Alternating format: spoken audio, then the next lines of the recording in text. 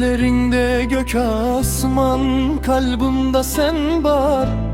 Söygimiz uçsun kuş dek, asmandan geçer.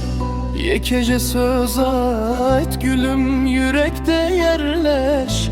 Sensiz her günüm boş, gelmenin bilen geliş. Kalbimin yüzü sen, ömrümün nuru. Sensiz bu dünya boş, yanıma gel beri. Her gece düşlerimde sen benim bilen. Ayrılık olmasın, gelsen benimle.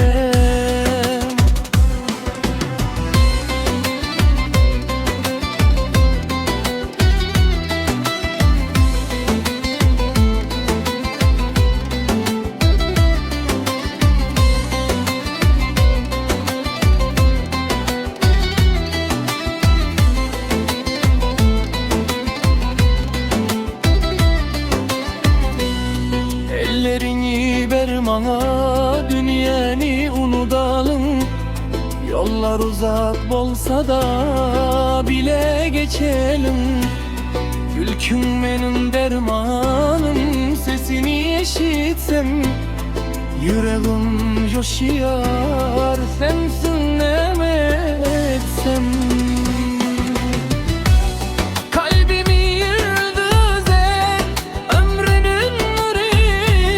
Sensiz bu dünya boş, yanıma gel beri.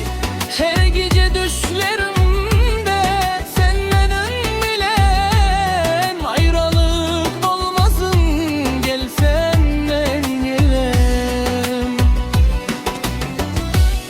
Kalbimin yıldızı, ömrümün nuru. Sensiz bu dünya